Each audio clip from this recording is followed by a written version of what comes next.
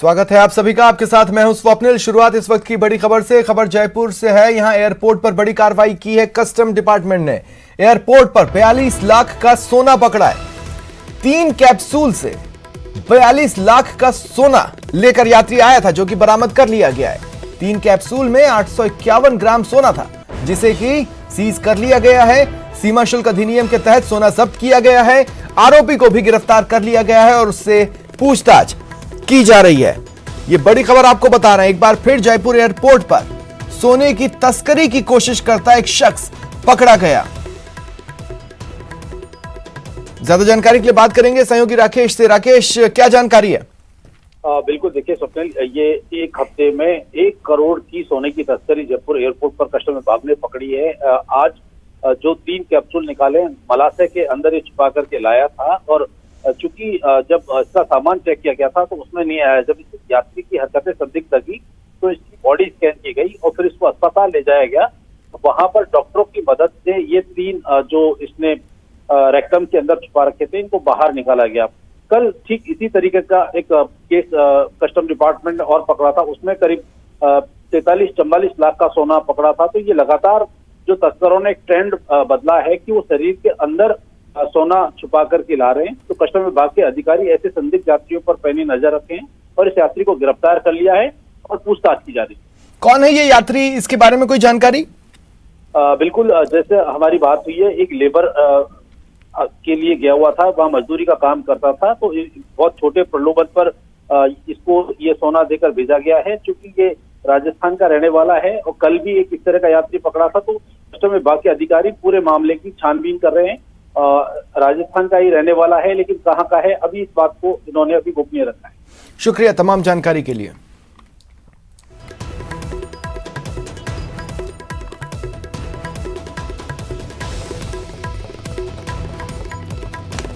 तो ये बड़ी खबर आपको बता रहे हैं। कस्टम ने एक बार फिर सोने की तस्करी के प्रयास को विफल किया है। जयपुर एयरपोर्ट लगातार तस्करी की कोशिश के बीच में, तस्करी के रूट में पड़ रहा है, लेकिन कस्टम की सजगता के चलते तस्करों के मंसूबे, तस्करों की मंशा कामयाब नहीं हो पा रही। एक और आरोपी गिरफ्तार किया गया है। विधानसभा चुनाव से पहले बड़े बदलाव की चर्चा पर सीएम गहलोत ने जवाब दिया। सीएम ने सभी बातों को अफवाह बताया और कहा उनका इस्तीफा सोनिया गांधी के पास रहता है। इस पर बीजेपी प्रदेश अध्यक्ष पूनिया ने सोनिया गांधी से अपील की और कहा, आपके पास जो अशोक गहलोत का इस्तीफा पड़ा है उसे स्वीकार कर लें। अफवाहें चलती रहती है अखबारों में, मीडिया में, उसकी तरफ आपको ध्यान नहीं देना। सरकारें बदल रही है, मुख्यमंत्री बदल जाएंगे, आप निश्चित रहना। मैं वो व्यक्ति हूं, जैसे मैंने कहा ना आपको, तो जब मैं पहली बार मुख्यमंत्री बना 98 के अंदर, तब से मैंने सोनिया गांधी को, उन्होंने मुझे चांस दिया चीफ मिनिस्टर बनने का, पहली बार, दूसरी बार, जो भी था, तीसरी बार, तो मैंने उनको उस वक्त से अधिगत कर रखा है। मेरा इस्तीफा तो परमानेंट उनके पास में है, आप समझे? तो मेरा इस्तीफा परमानेंट उनके पास में है।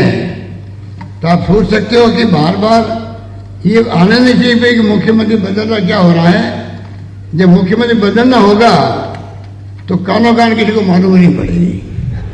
कांग्रेस पार्टी का आलाकमान आज तक तय नहीं कर पाया, और बड़ी विचित्र सी बात है कि मुख्यमंत्री स्वीकार कर रहे हैं कि उनका इस्तीफा सोनिया गांधी जी के पास पड़ा है। लेकिन मेरी सोनिया गांधी जी से अपील है कि हमें बख्शो, राजस्थान को बख्शो। किसानों की कर्जा माफी, बेरोजगारों के साथ छलावा, दलितों वंचितों के साथ उत्पीड़न, महिलाओं के साथ, बच्चियों के साथ दुष्कर्म, कैसी लचर व्यवस्था है। और इसी कारण यदि उनकी कुर्सी बची हुई है तो सोनिया गांधी जी, राजस्थान पर मेहर करो, राजस्थान की जनता पर मेहर करो, और उनका इस्तीफा यदि पड़ा हुआ है तो उसको स्वीकार करो। अलवर में मंदिर को ध्वस्त करने का विवाद अब नए मोड़ पर पहुंचता दिख रहा है।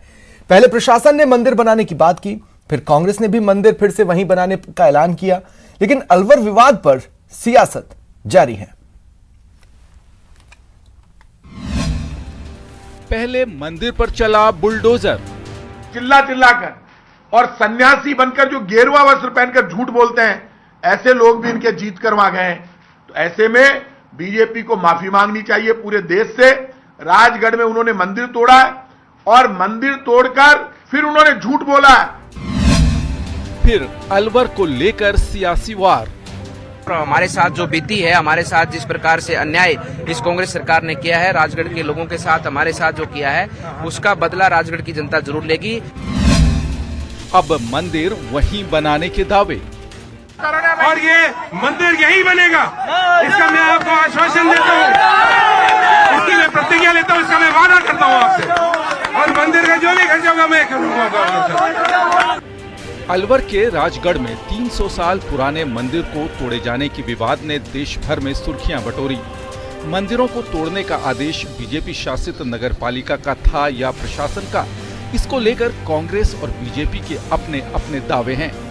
लेकिन इतना तय है कि एक मुद्दे पर सियासी दल हो या प्रशासन, वो एक राय है, और वो है कि विकास के नाम पर जिस मंदिर पर बुलडोजर चला, उस मंदिर को फिर से बनाया जाएगा।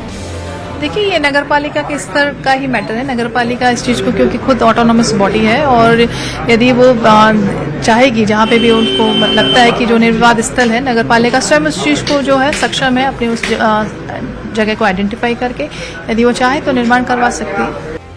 वहीं राजगढ़ में शनिवार का दिन सियासी दौरे का रहा। पहले बीजेपी की फैक्ट फाइंडिंग टीम पहुंची, लोगों से मिली और सरकार पर निशाना साधा। तो थोड़ी देर बाद भंवर जितेंद्र सिंह की अगुवाई में कांग्रेस की टीम ने यहां का दौरा किया। जैसा हमने देखा, विधायक जी बोल रहे हैं कि सारे पार्षद मेरे साथ आ जाते हैं, तो मैं इस कार्रवाई को रुकवा सकता हूं। निश्चित तौर पर उनके मन में पाप था, इसीलिए उन्होंने इतनी बड़ी कार्रवाई को अंजाम दिया है। आप सबों को आश्वासन देता हूं कि मैं आज माननीय मंत्री जी से आज मैं खुद स्वयं अलवर नहीं जा रहा हूं, मैं जयपुर जा रहा हूं, उनसे मिलूंगा, उनसे निवेदन करूंगा कि जो भी कोई अधिकारी हो, और खास तौर से ये चेयरमैन उनके बोर्ड, आज कहाँ है वो? अगर वो सच्चे होते तो यहाँ होते। बीजेपी कहती है कि कांग्रेस जिस मास्टर प्लान के बहाने अपना पाप छुपा रही है, उसकी हकीकत जनता को पता है। ये मास्टर प्लान की कॉपी है। तो इसमें स्पष्ट लिखा हुआ है कि जहाँ चौड़ा करना संभव नहीं है, वहाँ पर बिल्कुल निम्न स्तर के मापदंड अपनाए जा सकते हैं। ये पूरे शहर को कूड़ा कर दिया इन्होंने, मंदिरों को तोड़ दिया, और उसका ठीकरा भाजपा के सिर पर फोड़ रहे हैं। पाप खुद करके उस पाप को दूसरों पर डालना, ये बिल्कुल ही सरासर गलत है। तो कांग्रेस का आरोप है कि बीजेपी को राजगढ़ की जनता ने सबक सिखाने का मन बना लिया है।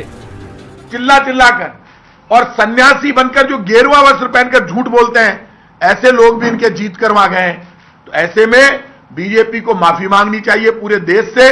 राजगढ़ में उन्होंने मंदिर तोड़ा है और मंदिर तोड़कर फिर उन्होंने झूठ बोला है। यानी अलवर के बहाने जयपुर से दिल्ली तक की सियासत में हलचल मची हुई है। राजस्थान में अगले साल विधानसभा चुनाव है और करौली के बाद अलवर का मुद्दा बीजेपी के लिए संजीवनी से कम नहीं। लेकिन अतिक्रमण हटाने में बीजेपी बोर्ड के फैसले की खबर आने के बाद कांग्रेस भी अपने को पीछे रखने को तैयार नहीं है। अब वहां मंदिर फिर से बनाने के ऐलान के साथ ही कांग्रेस ने अपना इरादा भी जाहिर कर दिया है। Babulal धायल, news 18 network, Alwar. अलवर के बहाने मरुधरा की सियासत में महाभारत छिड़ा है। बीजेपी के प्रदेश अध्यक्ष सतीश पूनिया ने एक बार फिर कांग्रेस पर निशाना साधा। पूनिया ने कहा, बीजेपी का मंदिर तोड़े जाने की घटना से कोई लेना देना नहीं है। पूनिया ने कांग्रेस के विधायक जौहरीलाल मीणा पर निशाना साधते हुए कहा कि स्थानीय विधायक जौहरीलाल मीणा चाहते हैं कि बीजेपी के सभी 34 पार्षद उनके पाले में चले जाएं, इसलिए उनके कहने पर मंदिर तोड़ा गया है। वहां के विधायक के इशारे पर मुख्यमंत्री जी ने तुड़वाया है। ये मेरा सीधा सीधा खुला आरोप है कि वहां के विधायक जौहरीलाल मीणा के कहने से, क्योंकि जौहरीलाल मीणा की जिद थी कि बीजेपी के 34 पार्षद उसके पास चले जाएं, नंबर 1। दूसरा, उसके पुत्र के खिलाफ दुष्कर्म का और गैंगरेप का मसला था। उस मसले पर वहां के स्थानीय लोगों ने उसके खिलाफ ज्ञापन दिया। वहां के विधायक ने धमकी दी कि मेरे पुत्र के खिलाफ इस तरीके से ज्ञापन न दें। उसका नतीजा ये थे कि वहां निर्दोष लोगों को जिनके पट्टे थे, उन पट्टे वाले मकानों को भी तोड़ा गया। कोविड सहायकों के आंदोलन से जुड़ी खबर है। दिल्ली से सीएचए का दल जयपुर लौट आया है। उनकी सोनिया गांधी के चीफ सेक्रेटरी से मुलाकात भी हुई। कांग्रेस नेता अशोक तंवर के माध्यम से ये मुलाकात हुई। चीफ सेक्रेटरी पीपी माधवन से सुखजीत अटवाल मिले और उन्हें पूरी स्थिति से अवगत कराया, जिसके बाद पीपी माधवन ने सकारात्मक आश्वासन दिया है। लेकिन सीएचए के दल का कहना है कि हमारी मांग पूरी होगी तभी हम संतुष्ट होंगे और मांगे पूरी होने तक आंदोलन जारी रहेगा।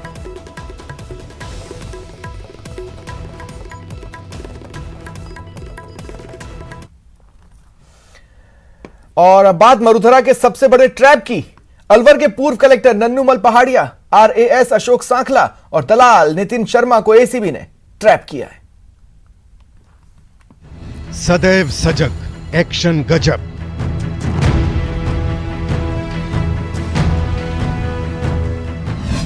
एसीबी का बड़ा धमाका।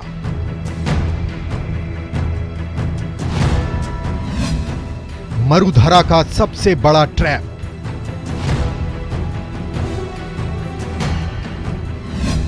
इस ट्रैप में फंसी बड़ी मछलियां।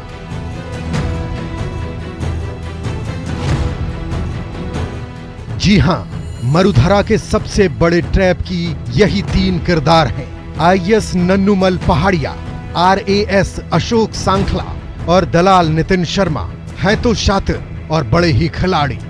अंदाजा लगाइए, उस समय से रिश्वत का खेल खेल रहे हैं जब से अलवर में नेशनल हाईवे का काम शुरू हुआ है। रिश्वत के खेल का एनएच कनेक्शन आपको आगे बताएंगे, लेकिन पहले ये जान लीजिए कि 5 लाख की रिश्वत लेते आखिर तीनों एसीबी के हत्थे चढ़े कैसे। इन्होंने 5 लाख रुपए रिश्वत की राशि प्राप्त की है और 5 लाख रुपए लेते ही हमने ट्रैप कार्रवाई की है।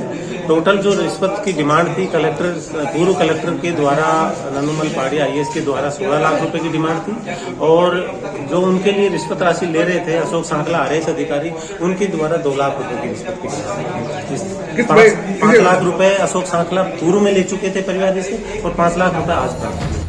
अब ये भी जरा जान लीजिए कि आखिर अलवर के पूर्व कलेक्टर नन्नूमल पहाड़िया और आरएएस अशोक सांखला पर आरोप क्या है। सहयोग राशि के नाम पर रिश्वत लेने का आरोप। एनएच की निर्माण कराने वाले ठेकेदारों से मांगी थी रिश्वत। नन्नूमल पहाड़िया की हर महीने 4 लाख की थी डिमांड। आरएएस अशोक सांखला का 50,000 रुपए मंथली बांधा था। कुल 16 लाख रुपए की रिश्वत की थी डिमांड। 5 लाख रुपए पहले ही ले चुके थे नन्नूमल पहाड़िया। नवंबर 21 से फरवरी 22 तक की 4 महीने की रिश्वत राशि जो प्रति माह कलेक्टर साहब जो नन्नूमल पहाड़िया आईएएस हैं वो प्रति माह 4 लाख रुपए के हिसाब से और अशोक सांखला RAA 50,000 रुपए प्रति माह के हिसाब से मांग रही है। इस शिकायत का हमने फिर परिवादी से सत्यापन करवाया।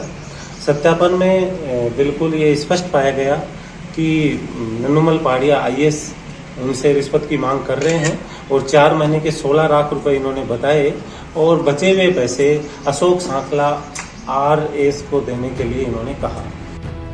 सही सुना आपने, रिश्वत का खेल सहयोगियों के नाम से चल रहा था। यानी नेशनल हाईवे के निर्माण में किसी भी तरह की सरकारी बाधा नहीं डालने के एवज में खेल और लंबा चलता। लेकिन इसी बीच नन्नूमल पहाड़िया जो अलवर के कलेक्टर के पद पर थे, ट्रांसफर जयपुर में विभागीय जांच अधिकारी के तौर पर हो गया।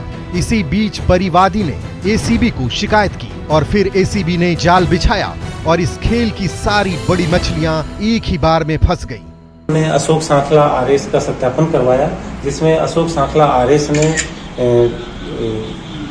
नन्नूमल पहाड़िया आईएएस की बातों से सहमति जताते हुए अपने हिस्से के जो 2 लाख रुपए थे 4 महीने के 50,000 के हिसाब से उसमें 1 लाख रुपए कम करते हुए ये कहा कि मेरे तो 1 लाख रुपए ही दे देना और बचे हुए जो कलेक्टर साहब के जो 16 लाख रुपए हैं उनमें से 5 लाख रुपए आप मेरे को दे चुके हो, 11 लाख रुपए बचे हैं जो मुझे आप टोटल 12 लाख रुपए दे जाएंगे। ये सत्यापन सही पाए जाने पर हमने इस ट्रैप कार्रवाई का आयोजन डिप्टी एसपी महेंद्र कुमार के नेतृत्व में टीम गठित करके किया और जैसे ही 5 लाख रुपए परिवादी ने अशोक सांखला को आरएएस को दिए तो हमने ट्रैप कार्रवाई। जुलाई महीने में आईएएस नन्नूमल पहाड़िया रिटायर भी होने वाले हैं और उससे पहले ही रिश्वत के खेल में फंस गए। फिलहाल एसीबी जांच में जुटी है पता लगा रही है कि इन बड़ी मछलियों ने रिश्वत के खेल में और कौन-कौन से बड़े कारनामे किए हैं। अलवर से न्यूज़ 18 राजस्थान के लिए राजेंद्र शर्मा की रिपोर्ट। उदयपुर एसीबी ने मुंबई क्राइम ब्रांच के एपीआई और हेड कांस्टेबल को रिश्वतखोरी के आरोप में गिरफ्तार किया। ये दोनों पुलिसकर्मी धोखाधड़ी के केस में सेटलमेंट के लिए आरोपी से 4,97,000 रुपए ले रहे थे। एसीबी के मुताबिक मुंबई क्राइम ब्रांच के एपीआई ज्ञानेश्वर और हेड कांस्टेबल प्रशांत धारा 420 से जुड़े एक मामले को लेकर उदयपुर पहुंचे और आरोपी से रिश्वत ली। सूचना के बाद एसीबी ने त्वरित एक्शन लेते हुए दोनों को हिरासत में लिया। मिली सूचना विश्वसनीय थी, हमने इस पर कार्रवाई की, इनको रोका क्योंकि गाड़ी के नंबर वगैरह भी हमारे पास आ गए थे, तो हमने इनको बीच में रोका, इनको चेक किया, इनसे पूछताछ की और फिर इनके पास से 4,97,000 रुपये बरामद हुए। इनसे पूछताछ की तो ये उसका कोई कारण नहीं बता पाए कि 4,97,000 रुपये इनके पास कैसे आए। क्योंकि जिस आदमी को इनको डिटेन करना था वो इनके साथ था, हमने उससे पूछताछ की, उसने बताया कि साहब इन्होंने मुझसे मांगे, अपनी डिटेंशन में रखते हुए उन्होंने इससे पैसे की डिमांड की, तो चूंकि 10 लाख। पश्चिमी राजस्थान के बीकानेर जिले के सीमावर्ती क्षेत्रों में पानी के साथ साथ अब पशु चारे का संकट है। पशुओं के आहार के रूप में काम आने वाला चारे का भाव आसमान छू रहा है। इससे पशुपालक परेशान है, वहीं पशुओं के सामने भी जीवन यापन की मुश्किल है। जिले भर में बरसात और सिंचाई पानी की कमी के चलते इस बार गेहूं की बिजाई नहीं हुई। श्रीगंगानगर, हनुमानगढ़ और पंजाब से आने वाले पशु चारे की कालाबाजारी के चलते आपदा में अवसर ढूंढने वाले लोग अब पशु चारे का स्टॉक कर रहे हैं, जिस वजह से पशु चारे के भाव 1,000 से 1,200 प्रति क्विंटल तक पहुंच गए हैं।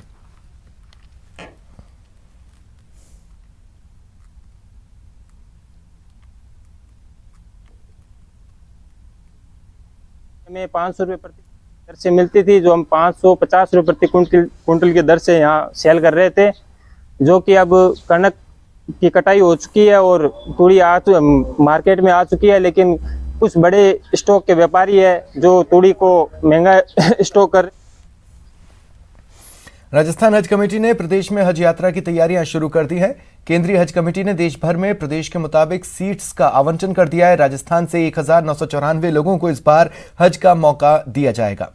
इस साल सऊदी सरकार दुनिया भर के करीब 10 लाख लोगों को हज का मौका दे रही है। इनमें से भारत को कुल 55,164 सीटें मिली हैं। प्रदेशवार वहां की मुस्लिम आबादी के मुताबिक राजस्थान से हज के लिए 1,994 लोगों को मौका दिया जाएगा। इस बार हज की सीट्स कम है, आवेदन भी कम है, लेकिन कोविड की पाबंदियों के साथ करीब 2 साल बाद हज यात्रा होगी।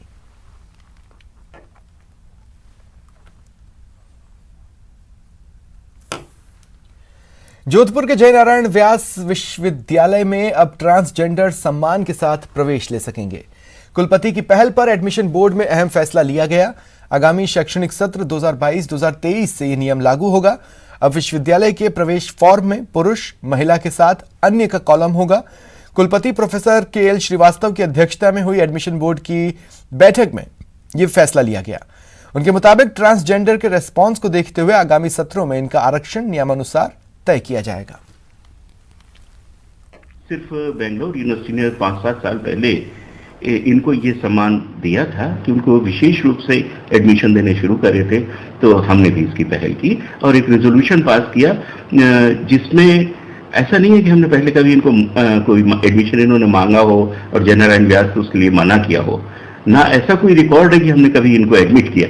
लेकिन ये जरूर है कि अब इनका ससम्मान इस विश्वविद्यालय में प्रवेश का रास्ता बिल्कुल साफ हो गया है इस रेजोल्यूशन के पास होने के बाद। इसलिए हाशिए पर रहा क्योंकि इन्हें कानून द्वारा आपराधिक जनजाति करार दे दिया गया था।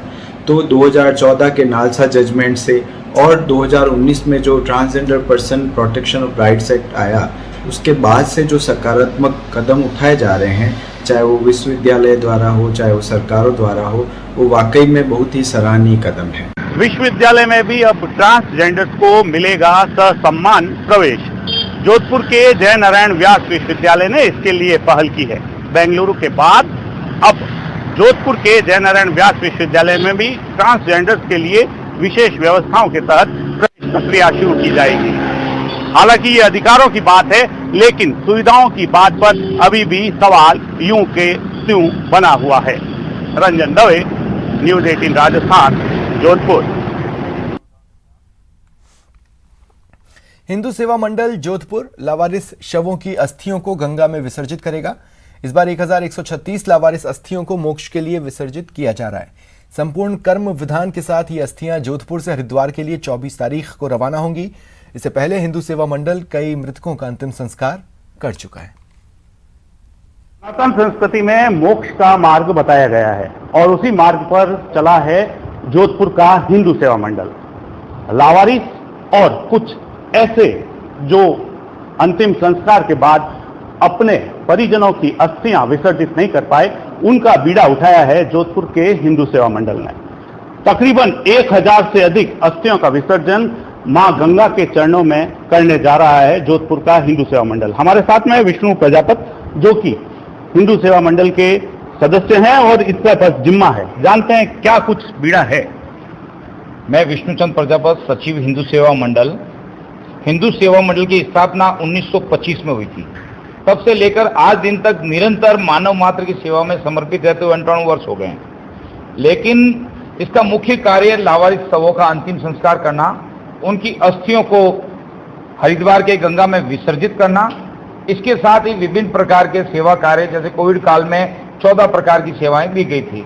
1136 बड़ी संख्या है। कैसे मैनेज किया ये सब? 1136 अस्थियां मैनेज करने में कोई ज्यादा समय तो नहीं लगा। वैसे 3 साल से कोरोना काल चल रहा है, उसमें से मृतकों की संख्या बढ़ती गई। वैसे वैसे हिंदू सेवा मंडल उसका संस्कार करता गए और वो अस्थियां इकट्ठी होती गई। और कुछ परिवारजनों ने जो अस्थियां अपने घर नहीं ले जा रहे थे, जो अपने घर में नहीं रख रहे थे, वो भी अस्थियां हिंदू सेवा मंडल में रखी गई है। उनका भी गंगा में विसर्जन हिंदू सेवा मंडल बेड़ा उठाया, वो भी विसर्जन करने हरिद्वार जाएंगे। बिल्कुल हरिद्वार जाएंगे। वहाँ की व्यवस्थाएं और किस तरीके से? हिंदू सेवा मंडल प्रधान महेश जालडा, हम यहाँ से हरिद्वार जाएंगे। हरिद्वार से हमने गंगा से 2 किलोमीटर दूर रुक के वहाँ से हम बैंड बाजों के साथ में और शिष्टमंडल पूरा गंगा तट जाएंगे। वहाँ पंडित जी से विधि विधान से इस अस्थियों को विसर्जन करेंगे। और लावारिस जो यहाँ दाह संस्कार हुए हैं, उनको मोक्ष मिले, इसके लिए प्रयासरत है। रंजन दवे, न्यूज 18 राजस्थान, जोधपुर। बात न्यूज चैनलों को लेकर जारी की गई एडवाइजरी की, जिसे सूचना एवं प्रसारण मंत्रालय ने जारी किया है। सरकार ने असामाजिक, असंसदीय और उकसाने वाली खबरों से बचने की सलाह दी है और कहा है कि किसी धर्म समुदाय को ठेस न पहुंचाएं, हिंसा की खबरों पर संयम बरतें, युद्ध की खबरों में तथ्य जांचें। दरअसल सरकार की सख्ती की वजह है रशिया यूक्रेन कवरेज, जहांगीरपुरी विवाद और लाउडस्पीकर को लेकर चल रही खबरें, जिसमें कई बार सीमाओं का उल्लंघन हुआ। इसे लेकर सूचना एवं प्रसारण मंत्रालय ने न सिर्फ नाराजगी जताई, बल्कि न्यूज चैनल्स को एडवाइजरी जारी कर कहा कि सख्ती से cable television network regulation act 1995 के निर्देशों का पालन करें।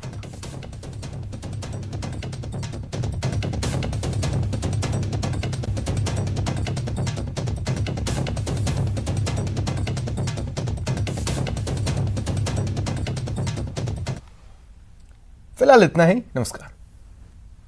इस न्यूज हेडलाइंस के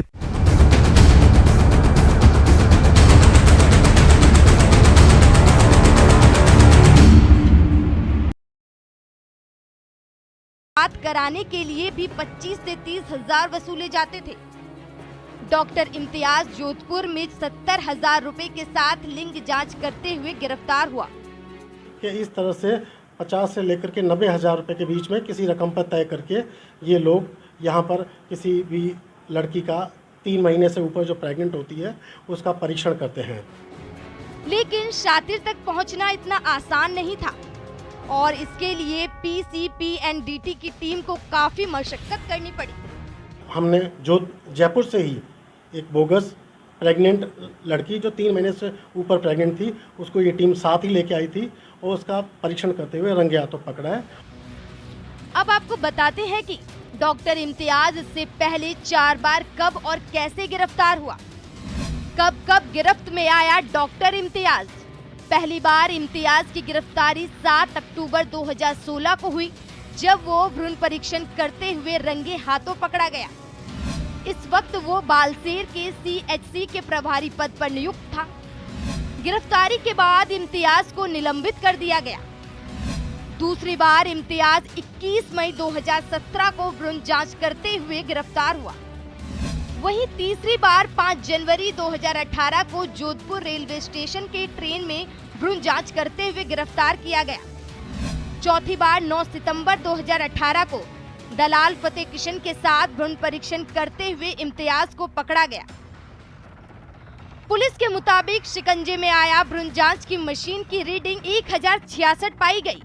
हालांकि इम्तियाज ने 50 के करीब लिंग जांच की बात स्वीकार की है। प्रारंभिक पूछताछ में इसने स्वयं 50 से अधिक कन्या अवैध भ्रूण परीक्षण करना स्वीकारा है, जो संख्या ज्यादा भी हो सकती है। जयपुर से आए PCPNDT की टीम इम्तियाज समेत गिरफ्तार आरोपियों से पूछताछ कर इस खेल में शामिल आरोपियों और अस्पताल को बेनकाब करने की कोशिश में जुट गई है। इनको पुलिस रिमांड पर लेकर के अब तक इन्होंने किन किन लोगों का इस तरह का भ्रूण परीक्षण किया है, इसमें कौन कौन लोग शामिल हैं, कितने निजी अस्पताल इसमें शामिल हैं, जोधपुर में किस तरह के दलाल लोग इसमें शामिल हैं, इन सब का पता लगाया जा रहा है। लिंग जांच करना सालों पहले गुनाह बना दिया गया था, जिसके लिए कड़े सजा के प्रावधान बनाए गए हैं। लेकिन सवाल है कि इतने कड़े कानून के बाद भी इम्तियाज जैसे लोगों का काला धंधा कैसे चल रहा है। बार बार भ्रूण जांच का दोषी पाए जाने वाले हिस्ट्री शीटर डॉक्टर पर अब तक कार्रवाई क्यों